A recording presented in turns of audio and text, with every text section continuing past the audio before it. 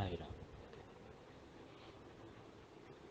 साधना करताना साधकाची आचारसंहिता फार महत्वाची. साधकाचं आचरण कसं असावं यावर संतांनी अतिशय व्यवस्थितपणे वर्णन केलेलं आहे. साधकाची वृत्ती कशी असावी, त्याची दृष्टी कशी असावी, त्याचं जीवनाचे ध्येय कसं असावं. आपण सगळे साधना करत असतो, पण त्याला त्या अर्थाने आपण तितकं महत्त्व देत नाही. एक तात्पुरती पूजा करतो, तात्पुरते भजन करतो, तात्पुरत्या सगळ्या गोष्टी करतो आणि आपला विषय संपतो. आपण आपल्या कामात निमग्न होतो. म्हणून संतांचं याबद्दल असं मत नाही. भागवतात स्वतः कृष्णाने साधकाची आचारसंहिता सांगितली. एकदा का शिष्य गुरुचा झाला की त्याच्या जीवनात संपूर्णतः बदल होतो. त्याच्या आचरणात, त्याच्या विचारात, त्याच्या वागण्यात. आणि हे बदल त्याला साधनेला खूप पूरक आहे, सहाय्यक होतं. पहिली गोष्ट म्हणजे एकदा का गुरुठाई मन स्थिर झालं की बाकीच्या सगळ्या जगाशी त्याची ताटातूट होते. की जगापासून तो वेगळा होतो. कारण सतत चिंतनाने, गुरुच्या सतत चिंतनाने त्याच्या हृदयात त्याचं वसिस्थान होतं. भागवतात कृष्णाने म्हटलेले की सर्वात उत्तम ठिकाण मला शोधण्याचं संतांचं हृदय, आणि संतांच्या हृदयात मी नित्य वास करतो. जेव्हा कोणी संत माझे स्मरण करतात त्या क्षणी मी तिथे पकडतो आणि त्यांच्या हृदयात मी कधीच जात नाही. आपल्यालाही अशाच प्रकारे साधना करता आली पाहिजे की देवाला आपली आठवण व्हावी, की देवाला आपल्या हृदयात नित्य स्थिर व्हावंसं वाटावं. तर त्या साधनेला काही अर्थ राहतो. नाहीतर आपलं तात्पुरती साधना करून आपले गुणदोष तसेच ठेवून साधना होत नाही. किंवा वैराग्य नसेल तर त्या साधनेला काही अर्थ राहत नाही. किंवा त्यागमयता नसेल तर तरीही साधना काही उपयोगाची नाही. माणूस खूप साधना करतो, पूजा अर्चा करतो, पण पैसे द्यायची वेळ आली की त्याचं हृदयावरनं एखादं शरीरावरनं कातडी सोलावी इतकं त्याला दुःख होतं. अशा साधकाला कधीही ज्ञान होत नाही, असं स्वतः भागवतात म्हटलेलं आहे. की अशा साधकाने ते साधकांच्या गणतीतच येत नाही. ते तात्पुरते गरजेपुरते असणारे साधक आहेत. ते त्यांची गरज भागली देवाकडे करुणा भागतात. देवा माझं हे कर, देवा माझं ते कर, देवा असं झालं, देवा असे रडत राहतात. मग त्यांचा दरवाजा बंद. ही काही साधनेची पद्धत तितकीशी योग्य नाही आणि सर्वसामान्यांची हीच पद्धत. जोपर्यंत आपली कामं हवी आहेत तोपर्यंत ते देवाचा दरवाजात उभे राहतात. काम झालं की ते सहज विसरून जातात. पण ही पद्धत साधकाला शोभत नाही. कारण लोक गुरु आराधना करतात, गुरु पूजा करतात, हे सगळं लोकांना दाखवण्यासाठी, हे लोकांपुढे दिखाऊपणा करण्यासाठी साधनेचा तो एक फार्स करतात. पण साधक हा नित्य गुप्त असावा, निवांत असावा, शांत असावा, पूर्ण विश्वास असावा, कसलीही शंका नसावी. तर त्या साधकाला सहजपणे निवांत होतं.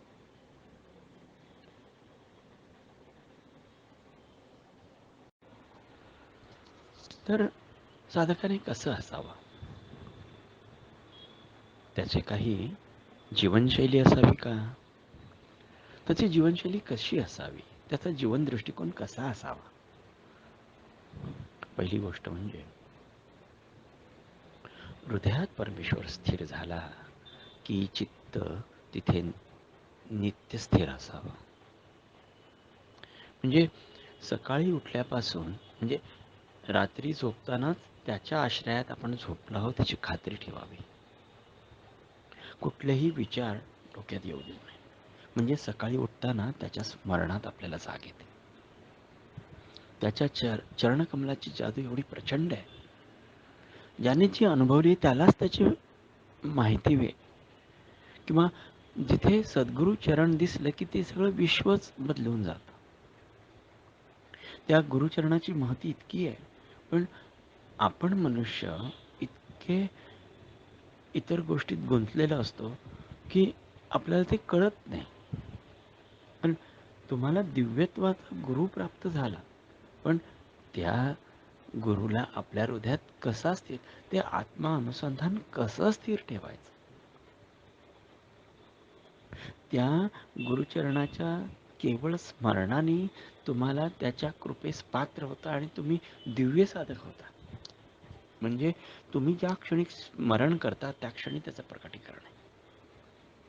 आणि हीच आत्म अनुसंधान ठेवण्याची उत्तम पद्धत स्वतः कृष्णाने सांगितलेली आहे भागवत. कारण दुसरी कुठलीच पद्धत नाही. ज्या क्षणी गुरुठाई मन, ॲक्च्युली आपलं हे मन आहे ना, हे अतिशय वेगळ्या प्रकारे घडवलेलं आहे. ज्या क्षणी गुरुठाई मन समर्पित होतं त्या क्षणी माया तुटली पाहिजे. आपण बरेचदा म्हणतो देवाला पाया पडायला जाताना प्रपंचाच्या गोष्टी नसाव्यात किंवा आपण एकटे असावं. ह्याचं कारण असं की तिथे प्रपंच माया तुटली गेली आणि तुम्ही वैराग्य अवस्थेत गेला.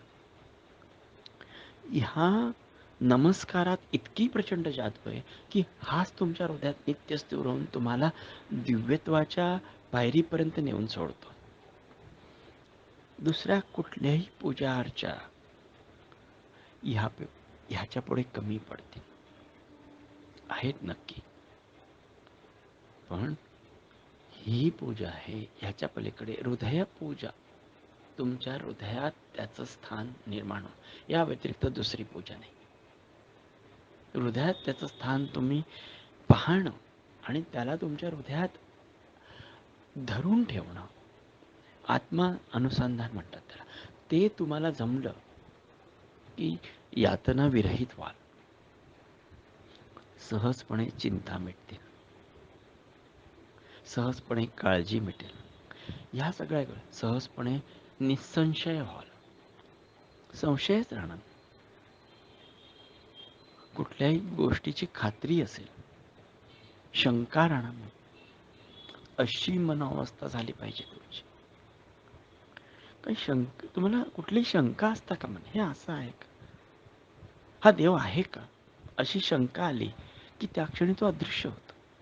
आणि गुरु बद्दल कधीही शंका घेऊ नये, कधीच घेऊ नये. कारण ती शक्ती त्या क्षणी आपण आपल्या पद्धतीने त्या शक्तीत आणि आपल्यात बंध निर्माण करतो, भिंत निर्माण करतो.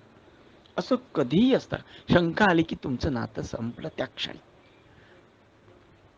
बरेचदा असं म्हणतात तुम्ही गुरुला का म्हणून प्रश्न विचारला, एक चिकित्सा म्हणून ठीक आहे, तुम्ही असं का केलं, असा जेव्हा आपण प्रश्न विचारू त्या क्षणी आपण आपल्या हाताने भिंत बांधतो. लक्षात घ्या. आणि ही भिंत आपण तोडू शकत नाही.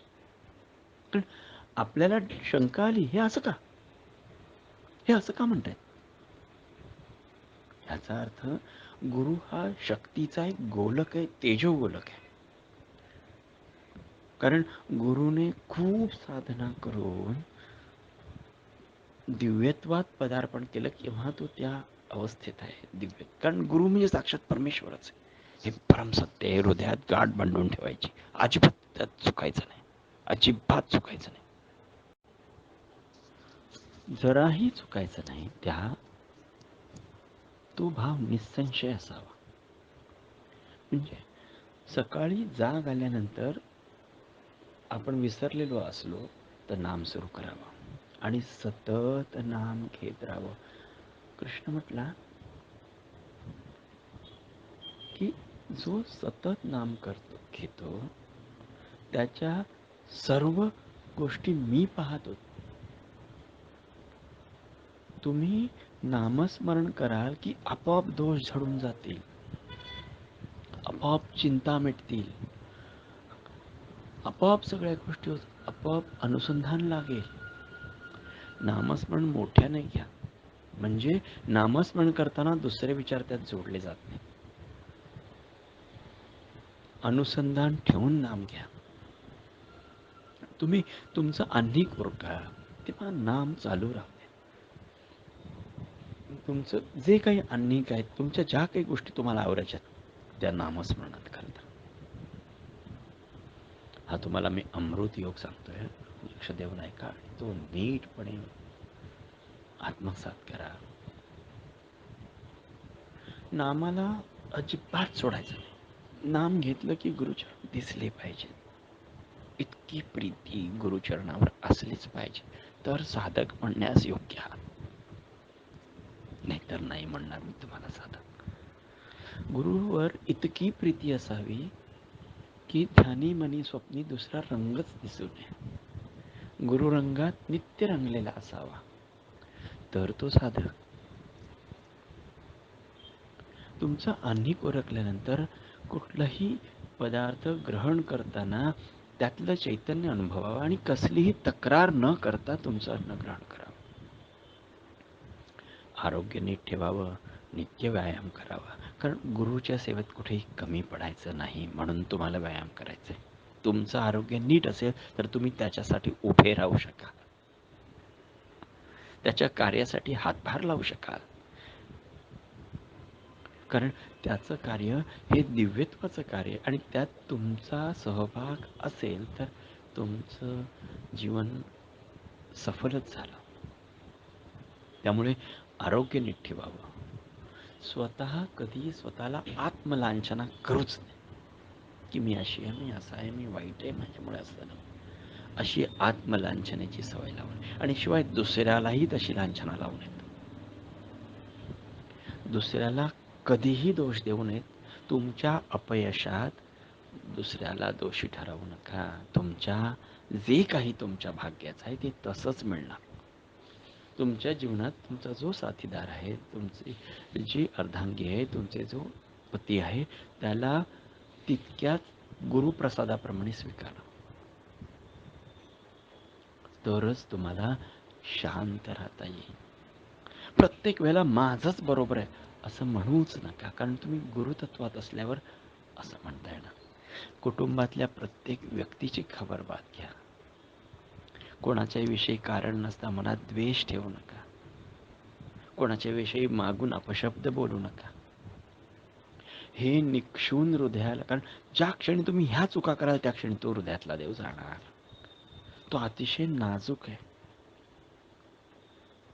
ज्या क्षणी तुम्ही चूक कराल, एखाद्या विषयी अपशब्द बोलाल, एखाद्या विषयी त्याच्या मागून वाईट बोलाल, त्या क्षणी तो जाईल.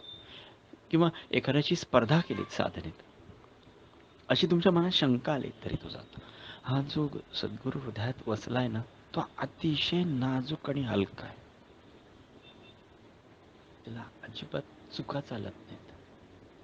कारण त्या क्षणी तुमचं मन जिकडे बदललं त्या क्षणी तो जातो. आणि मग खूप मिन्नतवारी करून त्याला पुन्हा त्या हृदयात घ्यावं लागतं.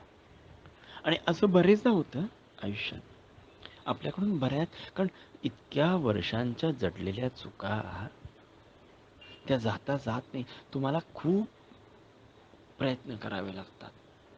तेव्हा कुठे तुम्हाला कळतं की अरे हे माझं चुकलं म्हणून तो गेला. पण ही गुरुकृपा प्राप्त व्हायला तुम्हाला गुरुवर नितांत प्रेम असेल तरच हे हृदयाचं दरवाजामध्ये राहून त्याचं दर्शन घेऊ शकता, नाही तर नाही. हो, लक्षात घ्या. तुम्हाला जर हे दर्शन हवं आहे तर त्याच्यावर नितांत प्रीती करता आली पाहिजे. म्हणून तर त्याला देहधारी ठेवलाय. कारण देहाची एक प्रकारची एकमेकांना अनुसंधान साधण्याची पद्धत आहे, ती निराळी आहे आणि निर्गुणाची निराळी.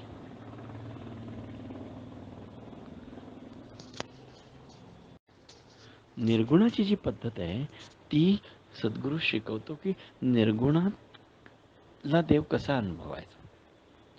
त्यामुळे सगुण असणं गरजेचं आहे आणि त्याचा संग, त्याचा सहवास हे सुद्धा महत्वाचं आहे. म्हणजे कृष्णाने म्हटलंय तुला नित्य त्या वस्तू सत्संग कर ना, चांगल्या माणसांच्या सहवासात राहा, माझं भजन कर प्रेमाने. फार गायकपणाचं गरज नाही, फार गायकीची गरज नाही, शुद्ध प्रेमाने माझं नाव घे, ते सुद्धा मला मान्य आहे. म्हणजे इतके मार्ग देऊन ठेवले आहेत त्याने की तू ह्या आत्मस अनुसंधानातून तोडताच कामा नये.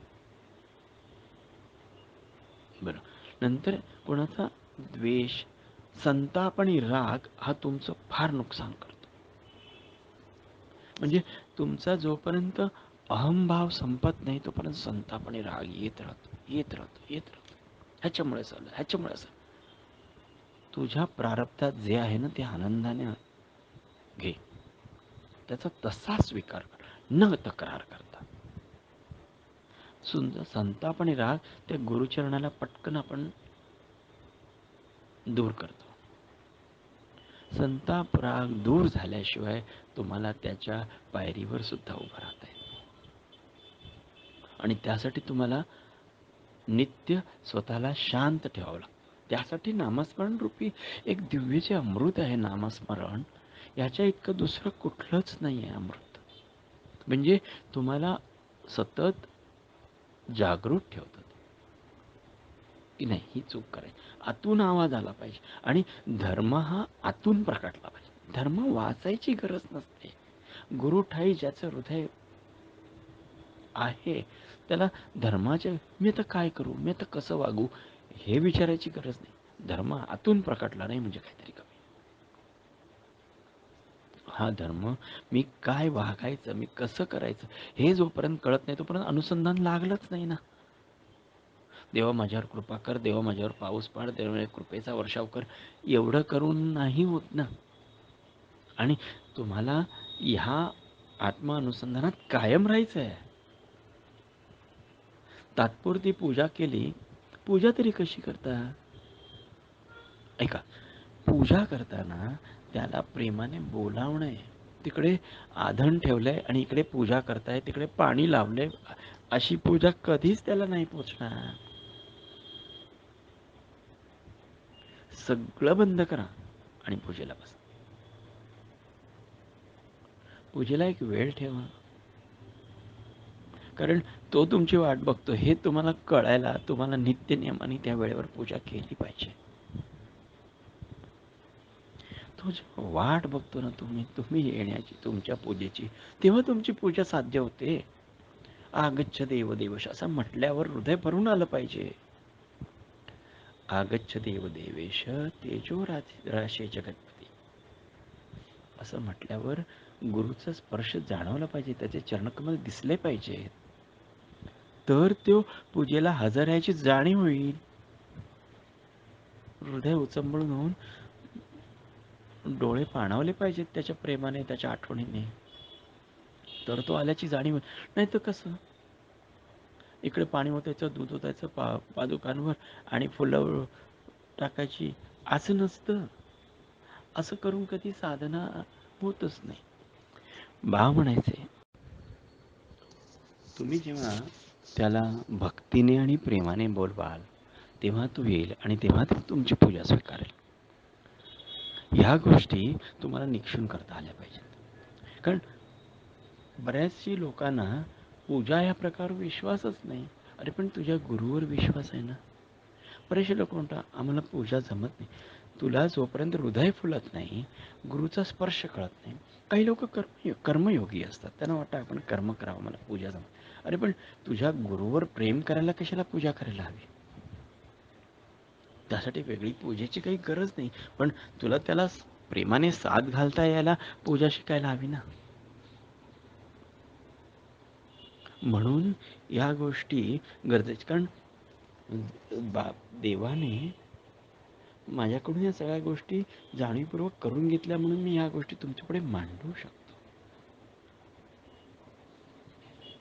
आणि मांडायचा हेतू हाच की ज्या गोष्टी आता शक्य आहेत ते तुम्ही सहज करता येणं योग्यपणे होऊ शकतं. तुम्हाला ते शक्य होऊ शकतं.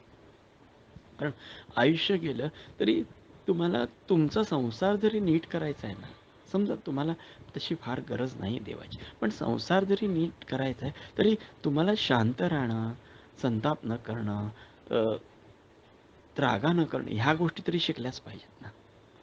म्हणजे तुम्ही शांतपणे करू शकता या गोष्टी. समजा परमेश्वर दर्शन वगैरे ह्या गोष्टी फार दूरच्या वाटल्या तुम्हाला, किंवा आत्मज्ञान, अनुसंधान या गोष्टी जरी तुम्हाला दूरच्या वाटल्या तरी तुम्हाला कधी ना कधीतरी या मार्गावर यायचंच आहे ना. आणि कधीतरी तुम्हाला या सगळ्या गोष्टी सोडायच्याच आहेत ना. हे लक्षात घ्या. तुम्हाला एकदा ना एकदा तरी यातनं, कारण तुम्हाला एक गोष्ट सत्य आहे की तुम्हाला मृत्यू अटळ आहे. तो काही तुम्हाला सांगून येणार का? मग तुम्ही का वेळ घालत होता?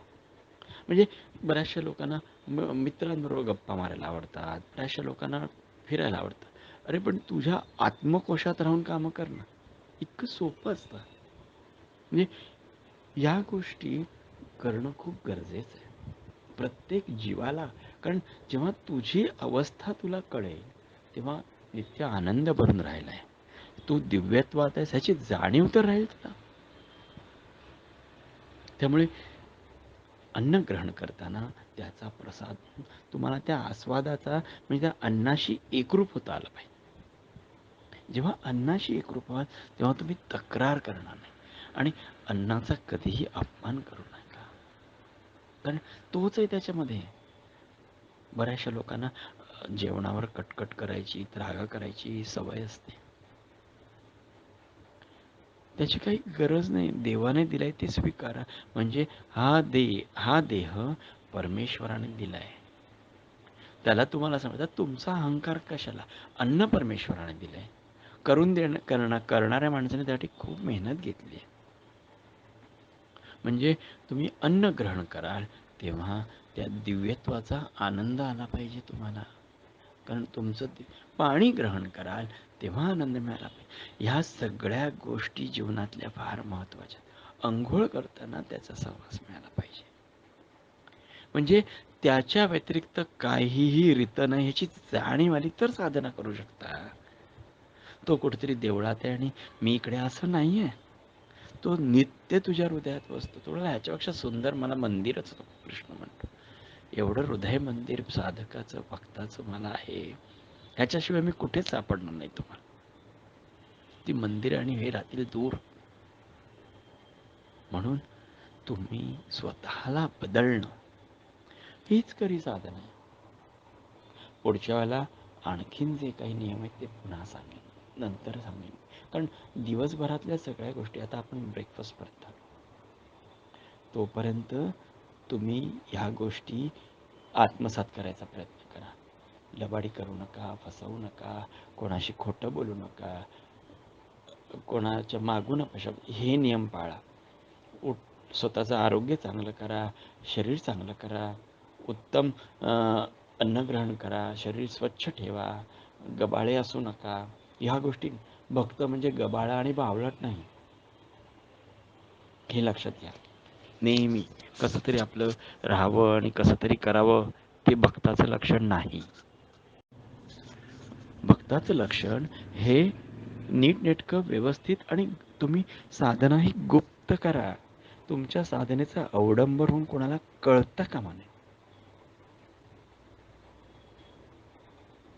सद्गुरूंनी दिलेले नियम मी आज तागायत पाळण्याचा प्रयत्न करतो, त्याच्या त्याच्या कृपादृष्टीने. कारण सगळं त्याचंच असतं. आणि हा मीपणा संपवायचा प्रयत्न करा. अहंकाराला खाऊन टाका नामस्मरणाने. मी असा, मी तसा, माझं असं, माझं तसं, असं कुठेही वाच्यतेत बोलू नका. मी पण बोलताना जपतो, तरीही कधीतरी ते शब्द जातात. मी जपतो, खूप जपायचा प्रयत्न करतो, कारण ते सगळं त्याच आहे. अहंकारातला मी संपतच नाही. त्यामुळे स्वतःचा अहंकाराला जपा, कारण तो सारखा पुढे येतो. तुम्ही साधना करायला तरी अहंकार येतो. मी कोणीतरी मोठा साधक आहे, मी कोणीतरी दिव्य आहे, मी असं नको, असं नको. मी एक सेवक आहे, विसरूच नका. तर साधना शक्य होईल. मी सेवक आहे, तुझ्या चरण कमलाशिवाय दुसरे मला कुठलेही स्थान नको. अशी साधकाची मूलतावृत्ती झाली पाहिजे. चुकीची स्वप्न पाहू नका, चुकीच्या कल्पना करू नका आणि चुकीच्या गोष्टी ऐकू नका.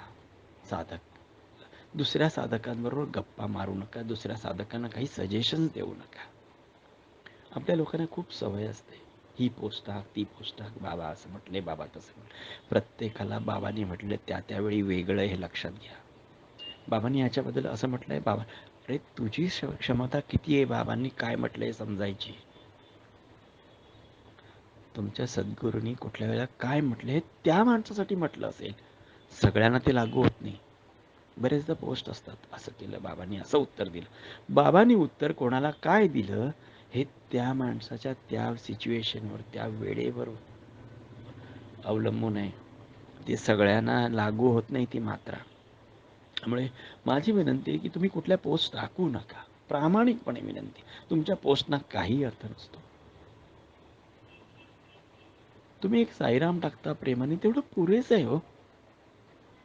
की तुमचा भाव देवापर्यंत, तुम्हाला किती ज्ञान आहे नका सांगू. तुम्हाला कोणी कुठून काय पोस्ट टाकल्याचा काय उपयोग आहे? मला काय उपयोग आहे? ते तो हे सारखा भरून राहतो मोबाईल, हँग होतो मोबाईल, आणि एवढा वेळ नसतो वाचायला. एवढे मोठे मोठे लेक्चर्स असतात, वाचणार कोण? म्हणजे तुमच्या सर्व साधकांना प्रामाणिक विनंती, तुम्हाला टाकायचे पर्सनलवर टाका, ह्या ग्रुपवर शक्यतो अवॉइड करा.